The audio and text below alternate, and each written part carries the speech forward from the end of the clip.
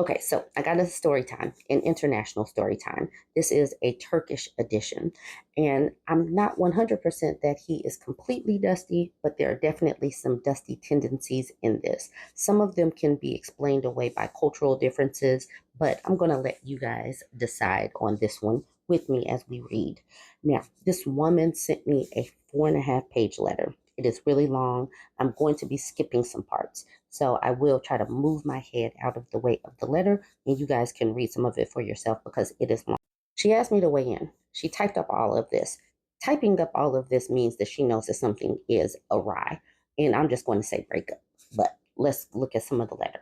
She said, "My name is Jen. I'm 44 years old. I'm originally from New York, but I have been working overseas with the military since late 2020.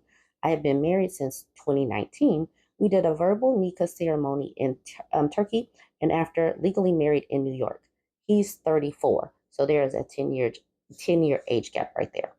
A Turkish citizen and a U.S. resident. He has been living in the U.S. since I left. We have been having issues in our marriage since before I went overseas. There are various things that we've constantly argued over. I grew up in a mid city in the US while he grew up in a small village in Turkey. My family didn't have strict or organized religious beliefs, and he comes from an overall non conservative family. He came to the U.S. on exchange student worker visa in 2018. He had a chef job lined up at a resort in Amelia Island, Florida, and I was already living in Jacksonville and working on a Navy base in town. We met each other on a social media app. We started messaging each other daily, then we met in person shortly after. He told me that his English wasn't that great, but we communicated pretty well. We had a lot of fun going to parks, beaches, out for dinner and coffee, cooking together, and spending time with friends. I was living alone, but my lease was expiring around that time. He had three male roommates at the time. One guy was leaving, returning home to Peru. We discussed the idea of me moving into the apartment with the other roommates. His visa was good until mid April 2019, so he planned on returning home then. I always wanted to visit Turkey, so I asked if I could travel with him to Istanbul. The travel plans were made, however, a situation occurred before the trip. I found out he was messaging some local women on the same app where we met. I discovered this late one night. I saw the weird sexual things he had written to these other women.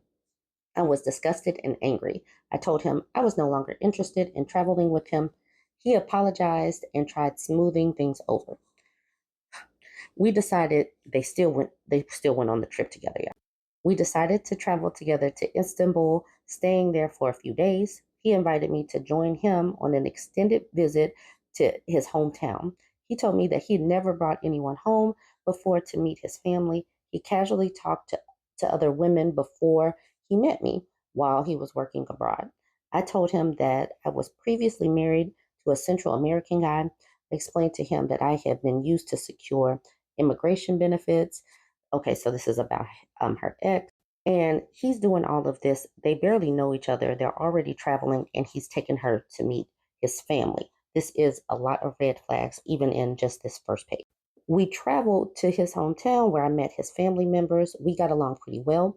Towards the end of the trip, he went to a jewelry store and purchased a ring. He very nervously proposed to me in the city center. I was surprised and didn't really see it coming. Before the proposal, we spoke occasionally about marriage and kids. He told me he wanted three, which was the number of kids his parents had. He asked me how many I wanted.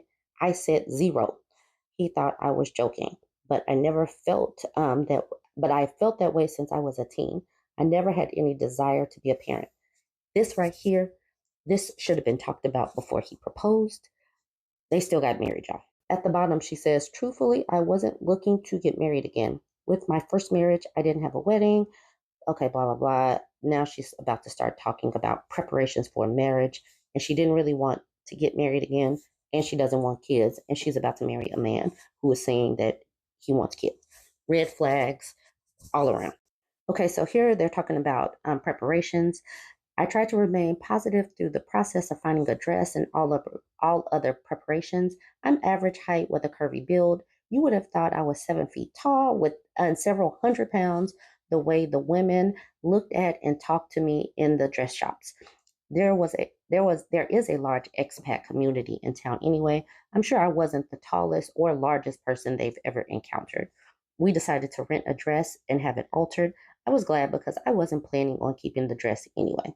Okay, so then the next, they're talking about getting henna, then talking about where he rented the room to have the actual ceremony, and then skip down towards the middle bottom. He in the hotel room, he starts talking about her body and the size of her boobs. Out of nowhere, he said that they might get a little bigger after I had a baby. I told him that my boobs are the correct size for my body. After all this nonsense, he abruptly fell asleep, and I was so angry and disappointed that he would say such a thing to me. I changed clothes right away. I sat in the living room for hours, all while he slept. When he woke up, he was surprised I wasn't there next to him. I told him it was because of how he insulted me before. He played it off like it wasn't anything serious and wondered why I was so upset. He never said anything like that to me before. I was shocked. Okay, so yes, he is dusty. Lots of red flags, but there's still lots of red flags on her part too, because why is she marrying this person when clearly she doesn't want the same things? She is a red flag to herself. Keep in mind, they met in 2019. They're married already. They are doing this super duper fast. Okay, so then they go back to her hometown in New York. In January 2020, we got married in a nearby town hall. So even after this, when they were not technically married on paper, they still went and got married on paper. Why? I don't get this. His mom would soon start questioning us about when we were planning on starting a family. She said that other family members and neighbors were asking about this. I thought it was very intrusive, none of anyone's business, and actually kind of gross. I was not changing my mind and told him again I didn't want kids. He got mad at me, saying that this is his culture and that I would have to get used to it. She said that I should just have a baby and let her raise it in Turkey. During this time, the pandemic was just beginning. I told him this was especially not a good time to bring this up.